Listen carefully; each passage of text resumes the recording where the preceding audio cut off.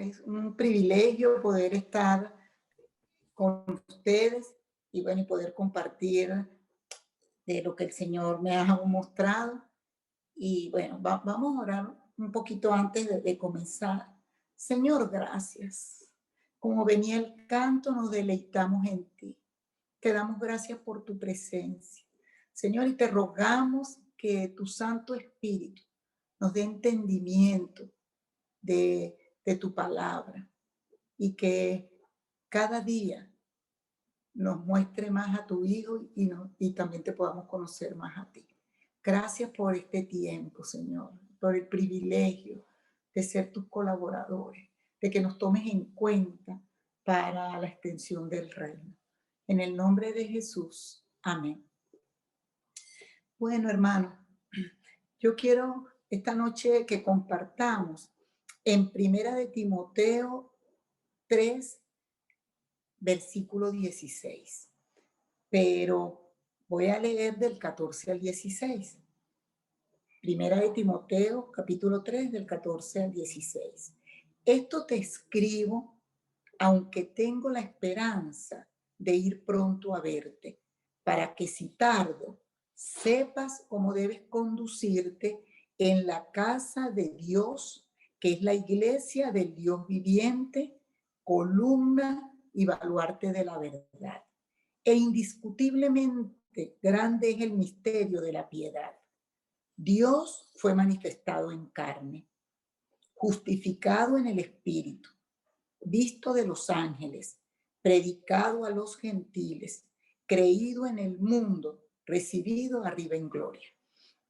Y bueno, hermano, para compartir un poquito acerca del contexto, esta carta, primera de Timoteo, se le escribe el apóstol Pablo a su consiervo, hijito espiritual Timoteo, que estaba ministrando en la iglesia que estaba en Éfeso.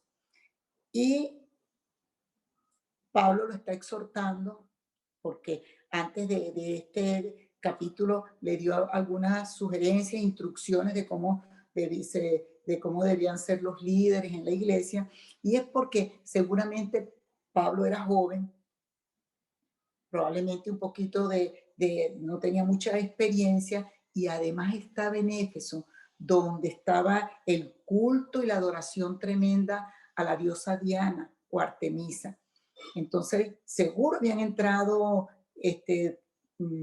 distorsiones doctrinales y Pablo estimula a Timoteo para recordarle cómo es que tiene que conducirse en la casa de Dios, como dice aquí en el versículo 15, para que si tardo, Pablo acababa de salir de la cárcel en Roma, esto es en el año 64 después de Cristo, y desde un principio los cristianos empezaron a ser perseguidos, pero para este tiempo que estaba el tirano Nerón, la persecución era más intensa y seguro que estaba fuerte en Éfeso todo lo que estaba pasando. Y Pablo le dice, todo esto es para que tú sepas cómo tienes que conducirte en la casa de Dios. ¿Y cuál es la casa de Dios? La iglesia del Dios viviente. Y le dice, columna y baluarte de la verdad. Tremenda responsabilidad, estaba diciendo Pablo, que tiene la iglesia, que tenía esta iglesia, pero que tiene toda la iglesia de nuestro Señor Jesucristo. El de sostener y defender la verdad. ¿Cuál verdad? Bueno, la verdad del Evangelio, la verdad que hemos recibido en Cristo Jesús.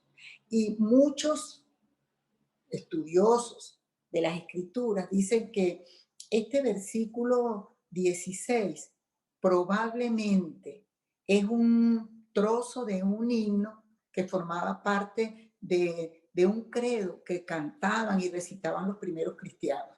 No podemos estar seguros porque no hemos visto el credo completo ni tampoco el himno, pero muchos estudiosos dicen por la forma en que está escrito, por la forma gramatical en que está construido.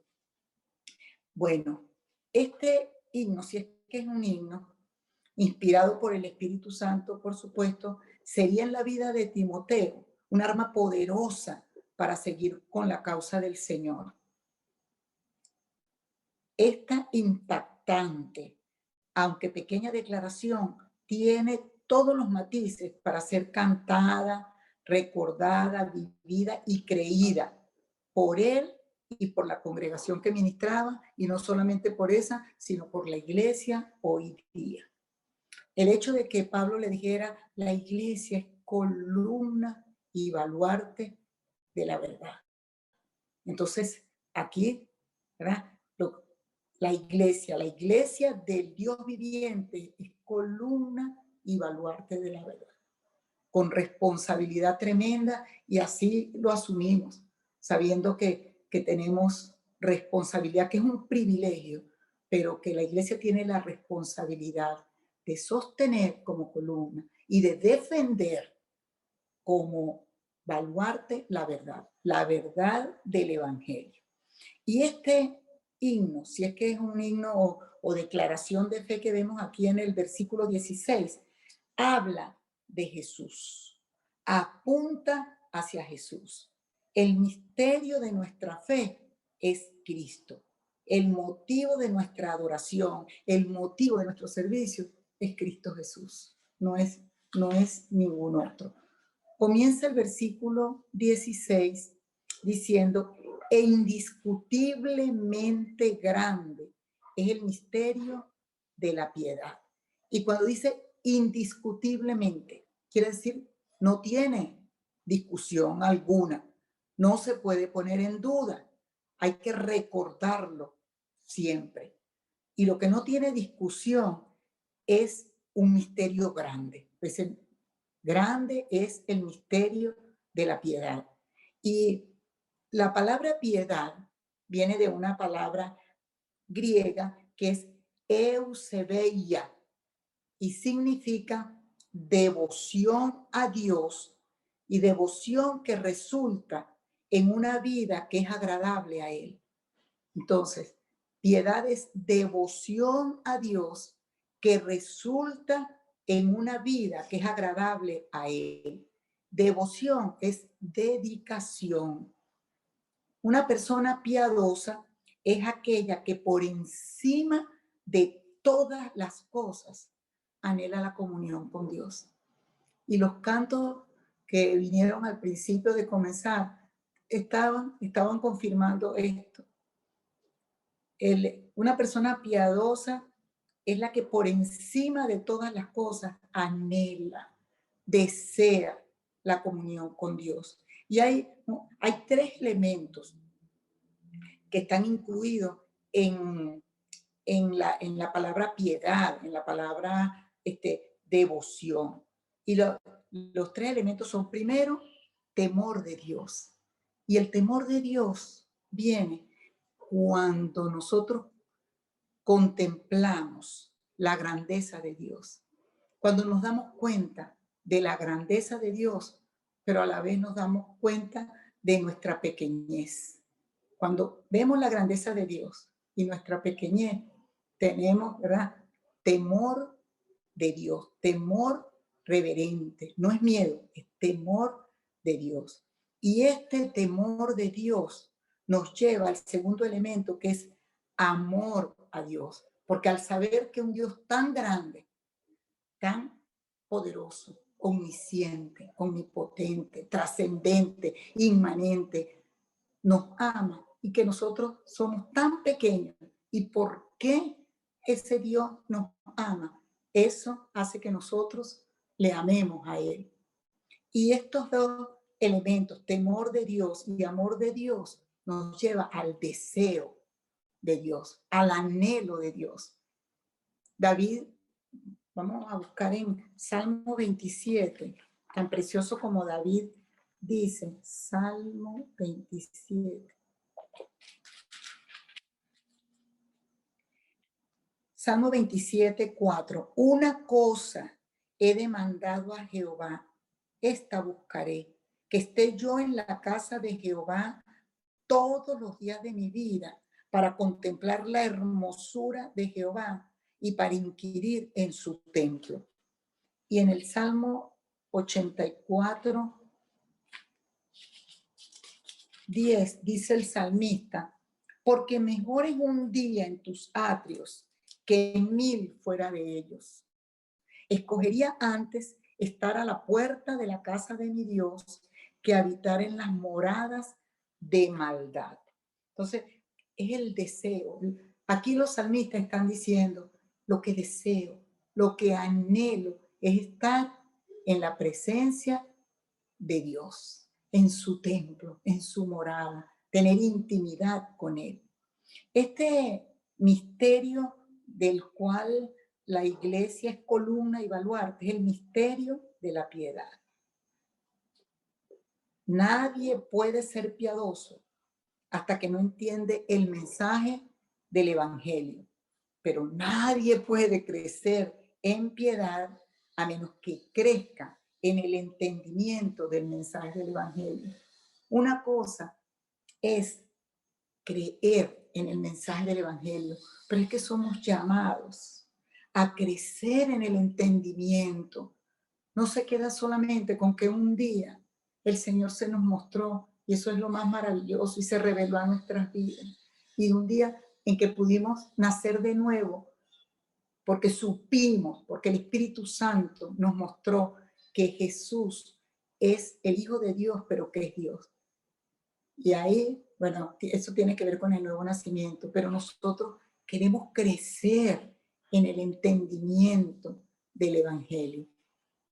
No es solamente al principio, es que toda nuestra vida tiene que estar involucrada en el entendimiento del Evangelio. Y por supuesto, eso tiene que ver con una persona que es con Cristo Jesús. Entonces, vamos a ir verso por verso. Vamos a ver estas 6 declaraciones. Y la primera dice, Dios fue manifestado en carne. Y esto tiene que ver todos los enunciados, los 6 versos, hablan de la obra redentora de Cristo. La obra de Cristo a favor nuestro. Y comienza diciendo, Dios fue manifestado en carne.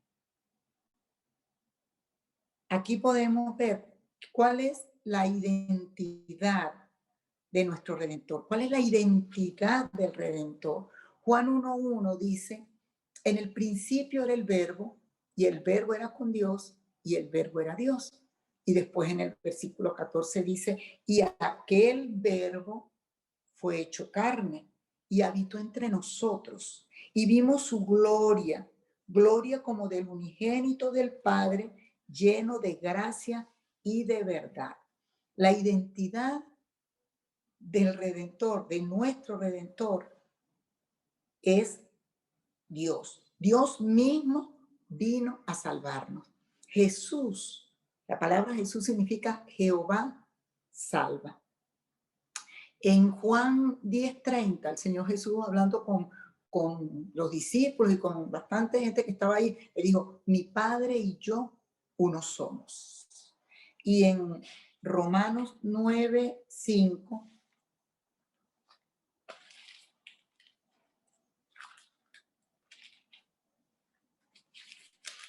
el apóstol Pablo dice, de quienes son los patriarcas y de los cuales, según la carne, vino Cristo, el cual es Dios sobre todas las cosas, bendito por los siglos. Amén. Diciendo, Cristo, el cual es Dios. La identidad de nuestro Redentor es Dios mismo. Dios vino a salvarnos. Filipenses 2:5. Vamos a leerlo, Filipenses 2:5.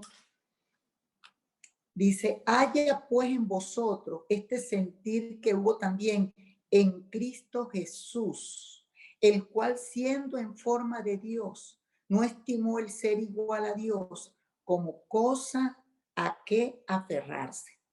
Y entonces estamos viendo, Dios fue manifestado en carne. Primera de Juan 5:20.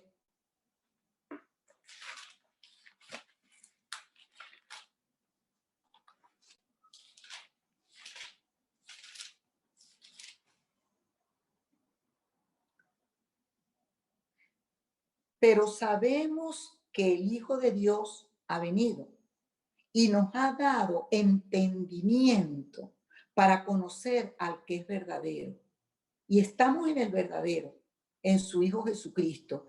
Este es el verdadero Dios y la vida eterna.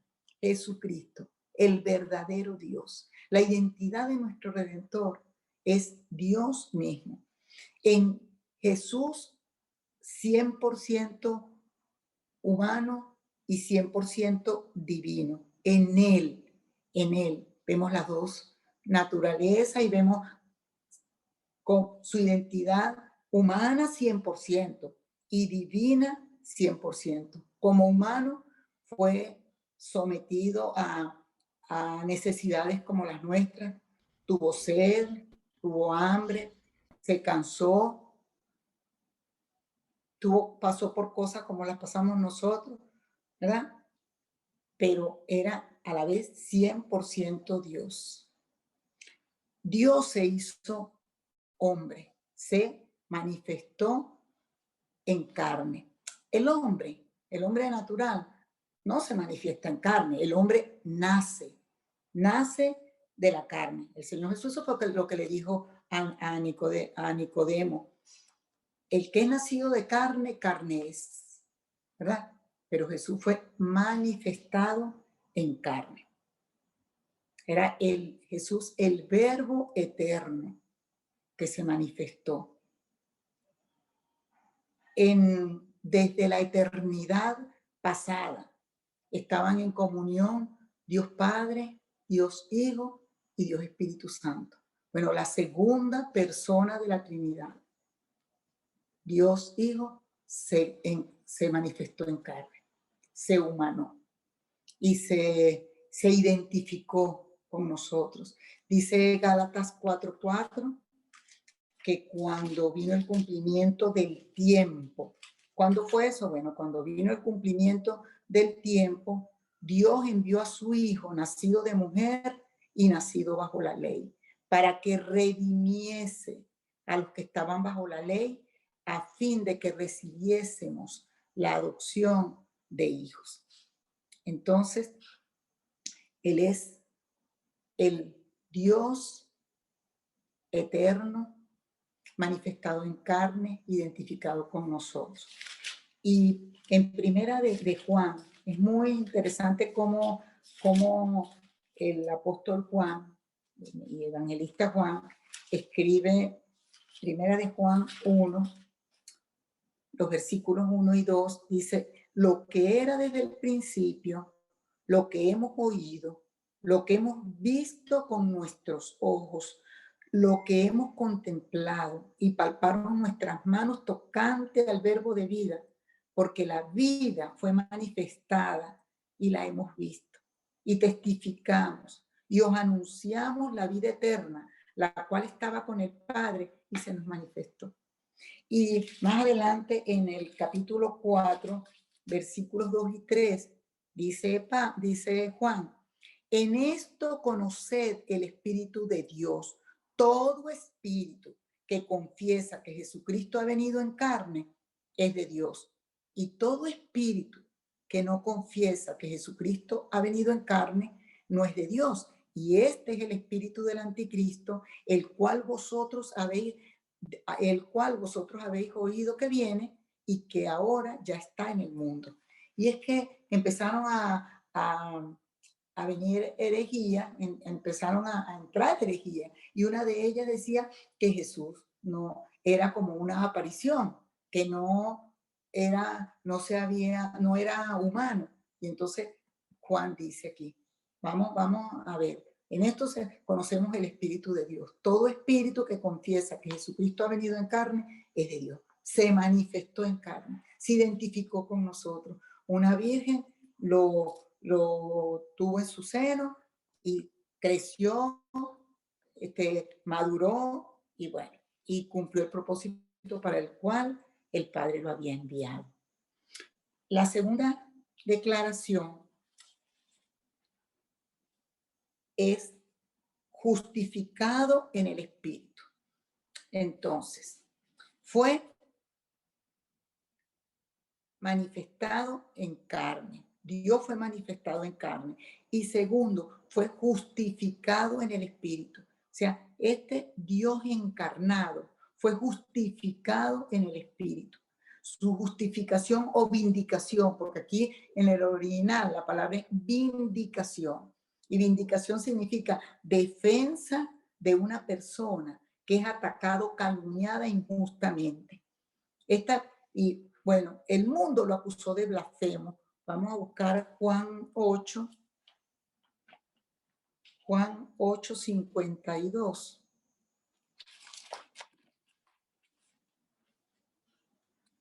Juan 8 desde el 52 dice, entonces los judíos le dijeron, ahora conocemos que tienes demonio. Abraham murió y los profetas, y tú dices, el que guarda mi palabra nunca sufrirá muerte. ¿Eres tú acaso mayor que nuestro padre Abraham, el cual murió?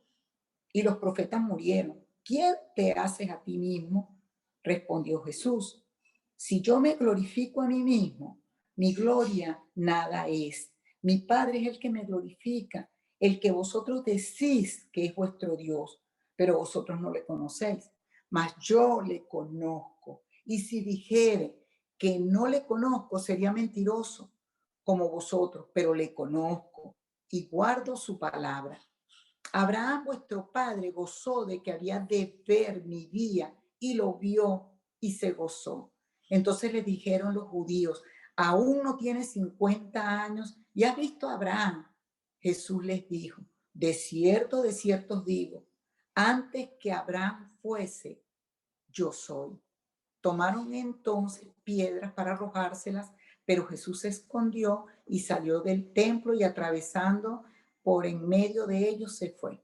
Y es tremenda porque esta declaración, de cierto os digo, antes que Abraham fuese, yo soy, es el nombre de Dios, yo soy. Y ellos supieron cuando él dijo eso, que se estaba haciendo Dios, estaba identificándose con Dios y eso para ellos era terrible. Lo acusaron de blasfemo, pero lo que Jesús hablaba y las obras que hizo atestiguaban, lo vindicaban de que él era un ser extraordinario y diferente a simplemente un humano. En Mateo 7, 28 y 29.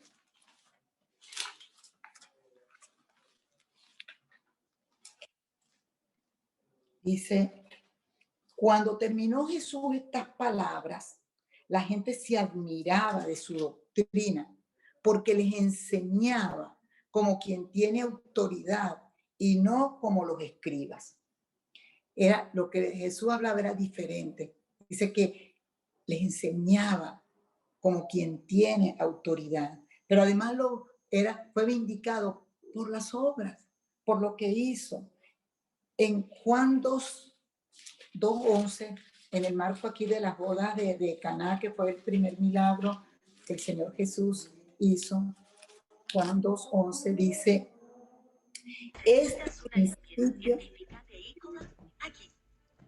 este principio de señales hizo Jesús en Caná de Galilea y manifestó su gloria y sus discípulos creyeron en él. Pero también más adelante, en Juan 5, 36, desde el 36, dice el Señor Jesús, mas yo tengo mayor testimonio que el de Juan, porque las obras que el Padre me dio para que cumpliese las mismas obras que yo hago, dan testimonio de mí, que el Padre me ha enviado.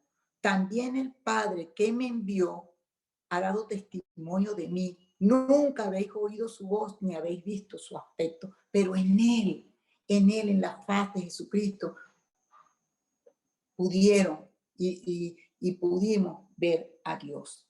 Entonces, lo que él hablaba y las obras que hizo lo vindicaron, demostraron que él era el Redentor y que Él fue de parte de Dios, había venido como Redentor. En Hechos 2:22 es el apóstol Pedro el que habla.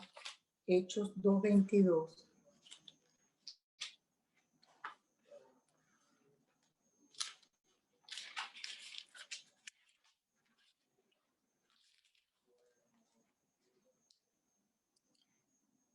Dice Pedro, varones israelitas, oíd estas palabras. Jesús Nazareno, varón aprobado por Dios. Y aquí es este aprobado, autenticado por Dios entre vosotros, con las maravillas, prodigios y señales que Dios hizo entre vosotros por medio de él, como vosotros mismos sabéis.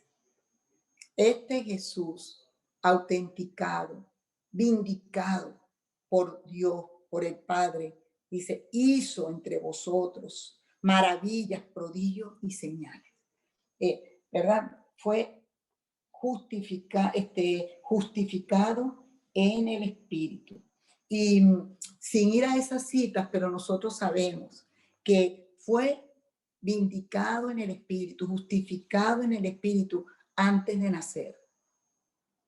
El ángel le dijo a la Virgen, a María, ¿verdad? El Espíritu Santo vendrá sobre ti y el hijo que tendrás será del Espíritu Santo, o sea, engendrado por el Espíritu Santo.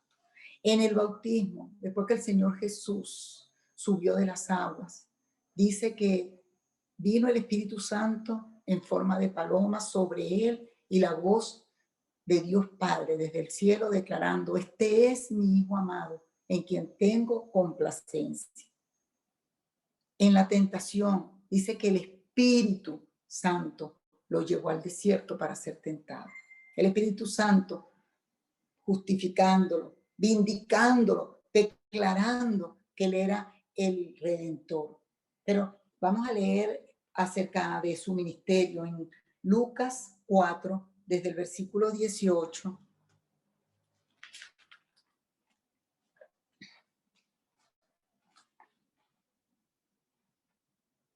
Bueno, desde el 17, porque el Señor Jesús entró un día en que se reunían los judíos en la sinagoga y dice que se le dio el libro del profeta Isaías y habiendo abierto el libro, halló el lugar donde estaba escrito. El versículo 18 del capítulo 4 de Lucas, el Espíritu del Señor está sobre mí, el Espíritu Santo. El Espíritu del Señor está sobre mí, por cuanto me ha ungido para dar buenas nuevas a los pobres. Me ha enviado a sanar a los quebrantados de corazón, a pregonar libertad a los cautivos y vista a los ciegos, a poner en libertad a los oprimidos. Qué precioso. Entonces, en su ministerio fue vindicado en el Espíritu, pero y sobre todo, ¿verdad? En la resurrección. Si Cristo no hubiese resucitado, todo lo que dijo, pues se había quedado ahí en puras palabras. Pero la garantía de que todo lo que había dicho es verdad fue demostrado con la resurrección. Y el apóstol Pablo lo dice de una manera tan impresionante en Romanos 1, Romanos 1 del 1 al 4. Dice Pablo, siervo de Jesucristo, llamado a ser apóstol, apartado para el evangelio de Dios, que él había prometido antes por sus profetas en las Santas Escrituras acerca de su Hijo, nuestro Señor Jesucristo, que era del linaje de David según la carne, que fue declarado Hijo de Dios con poder, según el Espíritu de santidad, por la resurrección de entre los muertos. Aleluya.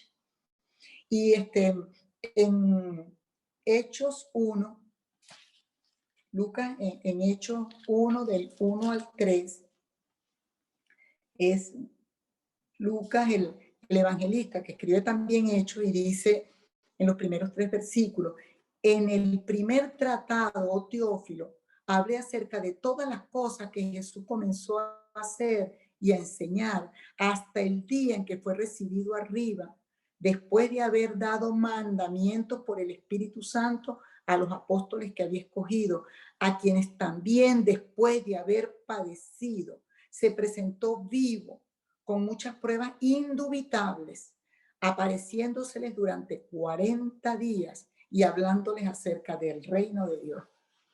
Fue vindicado, fue justificado en el Espíritu en la resurrección.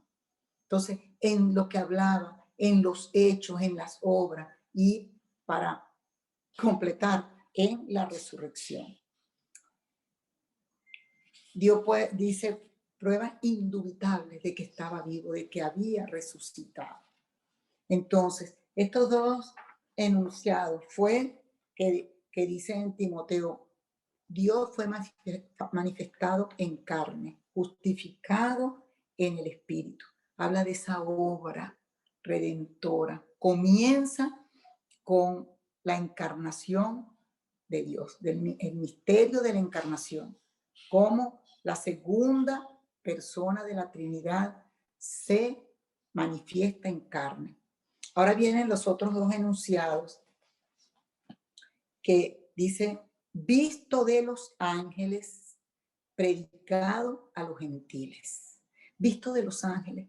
Cuando las mujeres fueron ese domingo, que el Señor Jesús ya había resucitado, y llegaron a la tumba, pensaron que era el hortelano el que les estaba hablando, y no se dieron cuenta, no reconocieron que era Jesús. Y cuando Jesús iba camino a Emaús, que se consigue con esos dos discípulos, y ellos empiezan a decirle al Señor Jesús que si Él es el único que no sabe de Jesús, que había hecho prodigios y que había muerto y que había dicho que iba a resucitar, pero que ya era el tercer día.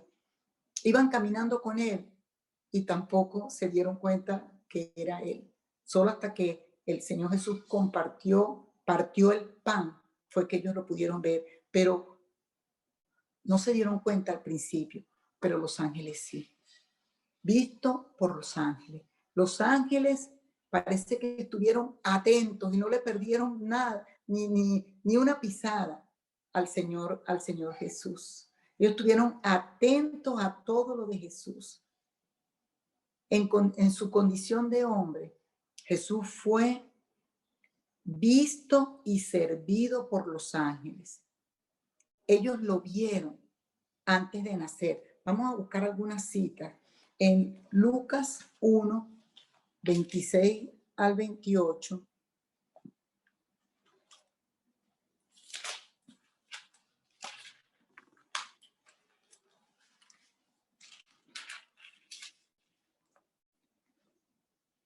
Al sexto mes, el ángel Gabriel fue enviado por Dios a una ciudad de Galilea llamada Nazaret, a una virgen desposada con un varón que se llamaba José, de la casa de David, y el nombre de la virgen era María. Y entrando el ángel en donde ella estaba, dijo, salve, muy favorecida, el Señor es contigo, bendita tú entre las mujeres. Fue visto por los ángeles antes de nacer. Cuando lo iban a matar, un ángel le dijo a José que fuera a Egipto porque Herodes estaba persiguiendo e iba a matar a los niños y que saliera para Egipto. Fue un ángel. Cuando un ángel fue el que se le apareció a José y le dijo, ya Herodes murió, regresa. En la tentación, en el desierto, después de estar 40 días en ayuno, ¿verdad? Dice que los ángeles le sirvieron. En la agonía en Getsemaní, cuando estaba angustiado por lo que sabía que iba a pasar, los ángeles también vinieron a fortalecerlo. En la resurrección fue visto por los ángeles. Lucas 24, vamos a leer esa cita, 24, 4 y 5.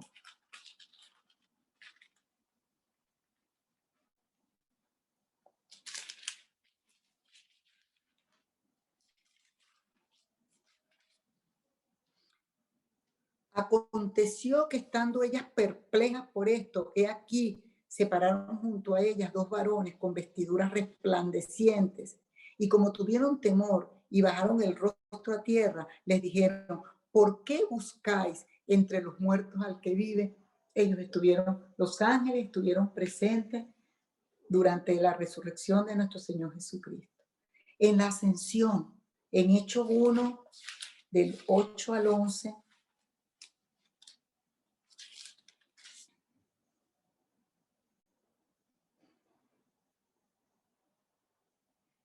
pero recibiréis poder, que es el Señor Jesús que le está hablando a los discípulos, recibiréis poder cuando haya venido sobre vosotros el Espíritu Santo, y me seréis testigos en Jerusalén, en toda Judea, en Samaria y hasta lo último de la tierra.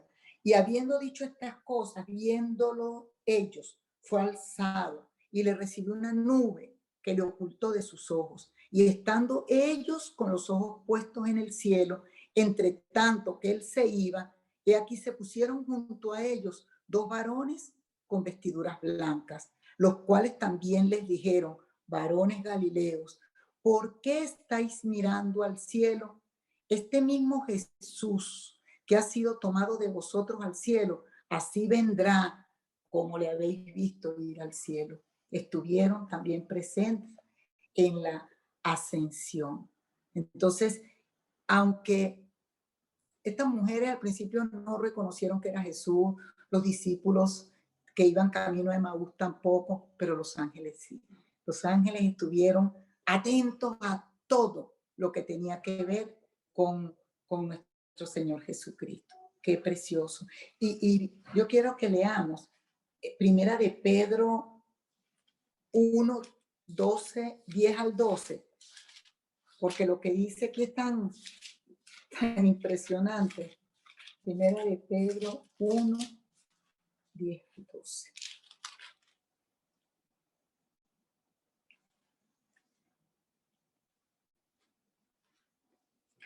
Dice: los profetas que profetizaron de la gracia destinada a vosotros inquirieron y diligentemente indagaron acerca de esta salvación, escudriñando qué persona y qué tiempo indicaba el Espíritu de Cristo que estaba en ellos, el cual anunciaba de antemano los sufrimientos de Cristo y las glorias que vendrían tras ellos.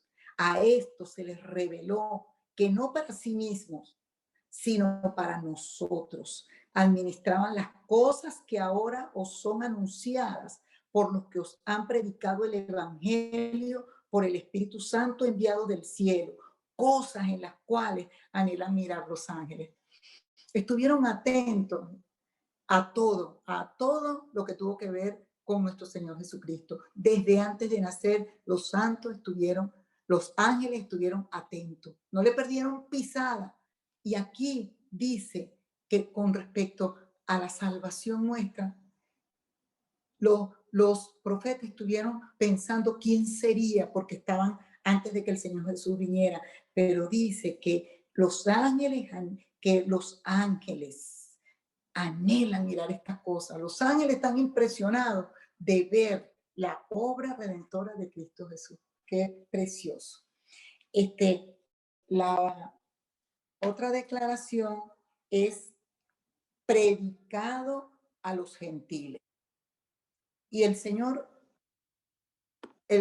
Jesús, antes de morir, vemos lo que dice en Mateo 24, 14.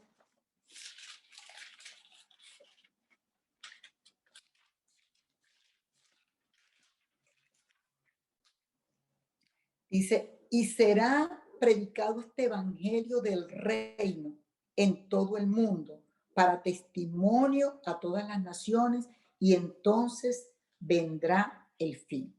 Aquí la cuarta declaración dice: predicado, ¿verdad? Jesús predicado a los gentiles. Y aquí el Señor Jesús le está diciendo a sus discípulos: será predicado este evangelio del reino en todo el mundo, no solamente para los judíos, porque al principio el Señor Jesús vino a los judíos, dice: a los suyos vino y los suyos no le recibieron.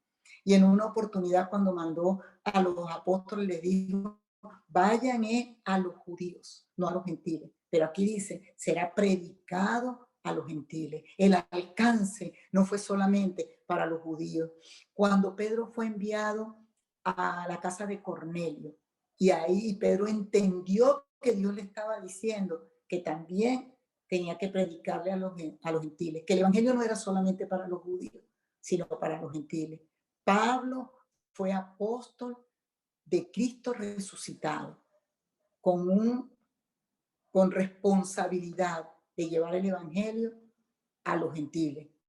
El Señor le dijo, tú eres, Pablo lo dicen casi todas las cartas, apóstol de Jesucristo, apóstol de parte de Dios para los gentiles. Entonces, ¿verdad? Este enunciado de este misterio de la piedad, Cristo predicado a los gentiles. Antes de ascender, ya lo leímos en Hechos 1:8, donde el Señor Jesús le dice a los discípulos, pero recibiréis poder cuando haya venido sobre vosotros el Espíritu Santo y me seréis testigos. Poder para ser testigos. Testigos donde en Jerusalén, en Judea, en Samaria y hasta lo último de la tierra, que incluye, por supuesto, a los gentiles. Los creyentes que vieron al resucitado habían predicado las buenas nuevas. Esto fue lo encomendado en la gran comisión. El Señor Jesucristo, después de haber muerto y resucitado, dice en Mateo 28, del 18 al 20, toda potestad me es dada en el cielo y en la tierra, y eso lo pudo decir después de haber vencido a la muerte. Por tanto, id y haced discípulos a todas las naciones, bautizándolos en el nombre del Padre, y del Hijo y del Espíritu Santo, enseñándoles que guarden todas las cosas que yo os he mandado. Y he aquí, yo estoy con vosotros todos los días hasta el fin del mundo. O sea, predicar el Evangelio, predicar a todos hasta lo último de la tierra. Esa fue la gran encomienda que el Señor Jesús dejó. Entonces, predicado a los gentiles. Entonces, estos dos enunciados, visto por los ángeles, visto de los ángeles y predicado a los gentiles, tiene que ver con la proclamación de la obra redentora de Cristo Jesús. Comienza con la manifestación en carne, justificado en el Espíritu, y la proclamación tiene que ver con estos dos enunciados, visto de los ángeles y predicado a los gentiles. El quinto enunciado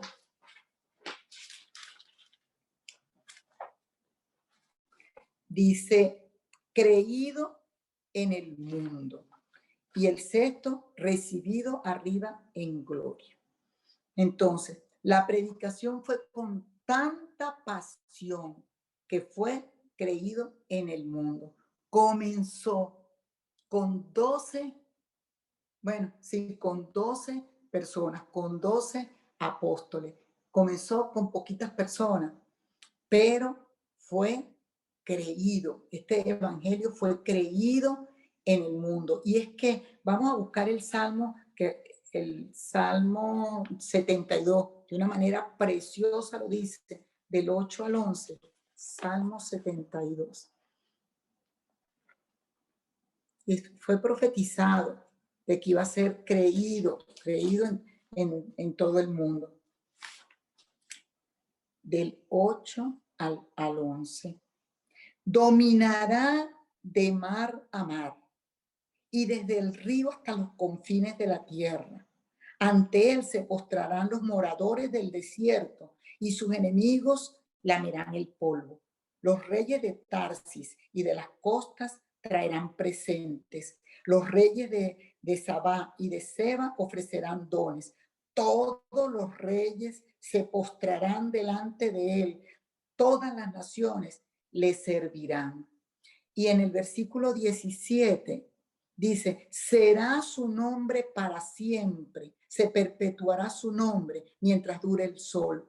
Benditas serán en él todas las naciones, lo llamarán bienaventurado. Benditas serán en él todas las naciones. El alcance es todo el mundo. Es precioso. Y es que fue profetizado. En Isaías 53 dice, cuando haya puesto su vida en expiación, verá linaje.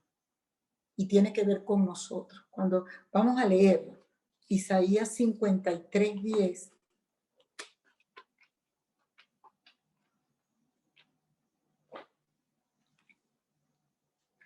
Con todo esto, Jehová quiso quebrantarlo, sujetándole a padecimiento. Cuando haya puesto su vida en expiación por el pecado, verá linaje. Vivirá por largos días y la voluntad de Jehová será en su mano prosperada. Ya estaba profetizado. ¿Eh? Verá linaje. Y eso incluía a gente de todas naciones y en el original de todas etnias, que tiene que ver más que naciones, de todos los grupos. Cuando empezamos a leer en Hechos, dice Hechos 1:15, que se habían reunido 120 personas. Ya el Señor Jesús había muerto, resucitado y ascendido, y se reunieron 120 personas. Pero después del primer discurso de Pedro, dice que se añadieron como, creo que 3.000 personas, que fue una cantidad increíble. Y antes de que pasaran 70 años, el evangelio ya había llegado hasta lo último de la tierra para ese tiempo. Eso es increíble, ¿verdad? Bueno, increíble, creíble. Y todavía sigue siendo creído en el mundo porque el evangelio sigue siendo anunciado. ¿Cómo? Bueno, por prensa, por panfleto, por esta vía como estamos ahorita. No sabemos a quiénes puede llegar el evangelio con la tecnología que hay hoy día. Pero se va a cumplir lo que dice en la palabra. Antes del fin, el evangelio va a ser anunciado en todas partes. Comenzó chiquito, comenzó con poquitas personas. El Señor le dejó el encargo a poquitos, pero cómo se ha extendido. Entonces, el evangelio de Cristo fue victorioso en la tierra porque fue creído. Estas últimas declaraciones, fue creído en el mundo, ¿verdad? El evangelio fue victorioso en la tierra porque fue creído y sigue siendo creído. Y es victorioso en el cielo porque como dice la última declaración, fue recibido arriba en gloria. Y esa es la última de las declaraciones que dice aquí. Estas dos últimas declaraciones, ¿verdad?, nos llevan a ver la victoria de la obra redentora de Cristo encarnado. Aleluya. Creído en el mundo, recibido arriba en gloria. Dice Hebreos 1:3, es uno de mis pasajes favoritos. Hebreos, solamente voy a leer el versículo 3.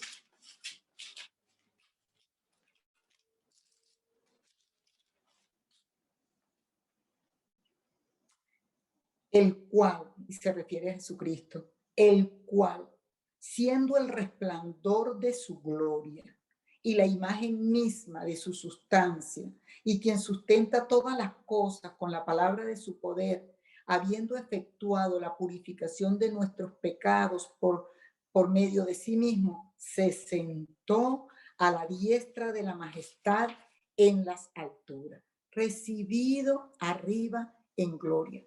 Dice un teólogo, ahorita no recuerdo el nombre porque es enredado, dice que no habían terminado tal vez de gritar las palabras crucifícale y el Señor Jesús morir cuando se abrieron las puertas de los cielos para recibir a su rey, al que había dejado por un tiempo ese espacio para venir a identificarse con nosotros. ¿Está? Precioso. Y miles y millares y no sé cuántos cientos de millones de ángeles ahí presentes. Dice Efesios 1:3.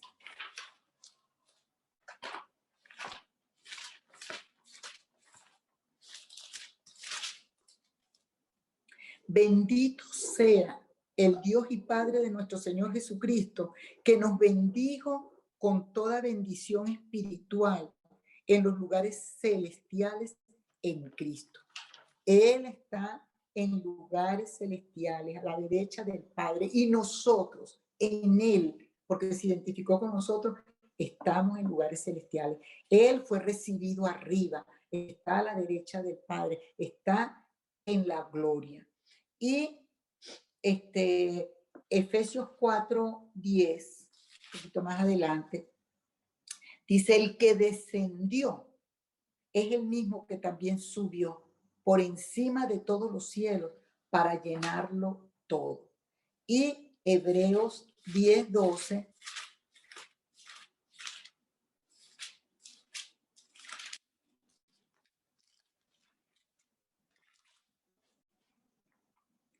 pero Cristo, habiendo ofrecido una vez para siempre un solo sacrificio por los pecados, se ha sentado a la diestra de Dios. Fue recibido arriba, fue recibido en gloria. Este es el resumen del Evangelio. El resumen del Evangelio que se lo escribió el apóstol Pablo para Timoteo, pero que sigue vigente para nosotros. El resumen del Evangelio que produce piedad. Vamos a terminar concluyendo con algo de piedad. Bueno, este es el resumen del Evangelio. Dios fue manifestado en carne, justificado en el Espíritu, visto de los ángeles, predicado a los gentiles, creído en el mundo, recibido arriba en gloria. Y como dice un teólogo, porque estaba revisando varias notas, dice que aquí Pablo está diciéndole en estos versos a Timoteo: va del cielo a la tierra y de la tierra al cielo. Dice: Dios fue manifestado en carne, del cielo se manifestó aquí, justificado en el Espíritu, visto de los ángeles, del cielo, predicado a los gentiles aquí en la tierra, creído en el mundo, creído aquí y recibido arriba en gloria.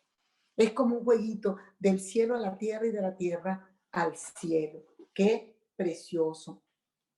Entonces, con su obra redentora, Cristo hizo posible la piedad en nuestras vidas, por lo que crecer en piedad significa tres cosas. Y voy a, esto lo escribí porque, crecer en piedad significa tres cosas. Primero, acrecentar nuestra comunión con Él, con nuestro Redentor. Apartar tiempo para estar en íntima comunión de gratitud con aquel que, siendo Dios santo, omnisciente, todopoderoso, se hizo carne y murió por nosotros en la cruz del Calvario. Entonces esto es lo primero, ¿verdad? Lo que hace que crezcamos en piedad. Esto significa acrecentar nuestra comunión, así como crecemos en piedad, así como somos piadosos como el Señor quiere, teniendo comunión íntima con el Señor.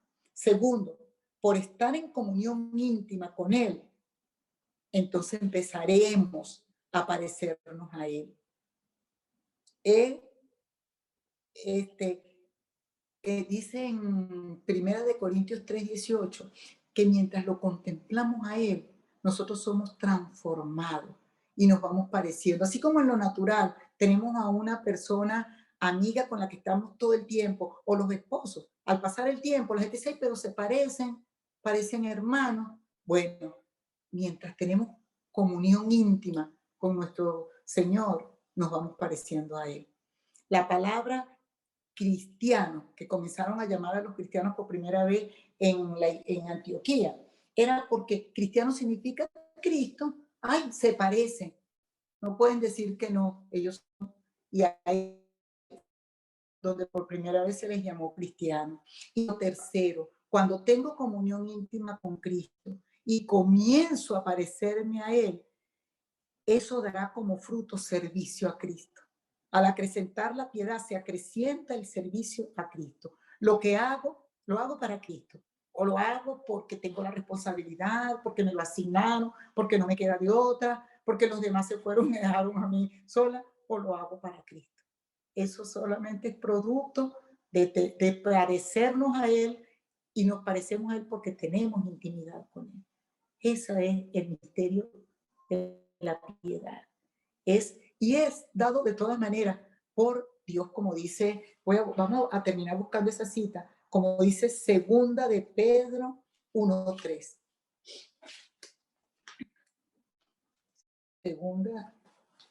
Segunda de Pedro 1:3.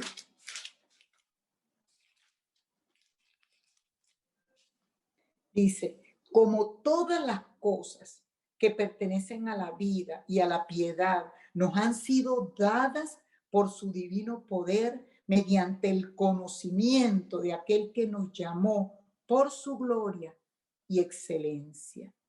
Bueno, dice, por medio de las cuales nos ha dado preciosas y grandísimas promesas, para que por ellas llegaseis a ser participantes de la naturaleza divina, habiendo huido de la corrupción que hay en el mundo a causa de la concupiscencia. Este es el misterio de la piedad. De todas maneras, es otorgado por el Señor y tiene que ver con tener intimidad con Él. Crecemos teniendo intimidad con Él. En la medida que crecemos en la intimidad, nos vamos pareciendo a Él, y en la medida que nos parecemos a Él, vamos a estar para su servicio, para Él. Él ha sido para nosotros. Llevó a cabo una obra redentora impresionante, ¿verdad? Pero nosotros somos llamados a ser para Él. Gloria al Señor. Señor, muchas gracias. Muchas gracias por tu palabra. Muchas gracias por tu Santo Espíritu que nos da entendimiento de ella. ¿Cuántas cosas no hay, Señor, que todavía no las entendemos, pero las anhelamos? Te anhelamos a ti, anhelamos a tu Hijo. Queremos conocerte más y conocer más a tu Hijo. Y bueno, y la palabra dice, y esta es la vida eterna, que te conozcan a ti, el único Dios verdadero, y a tu Hijo, a quien tú has enviado. Y nosotros queremos, sabemos que es así, y nosotros te anhelamos. En el nombre de Jesús. Amén.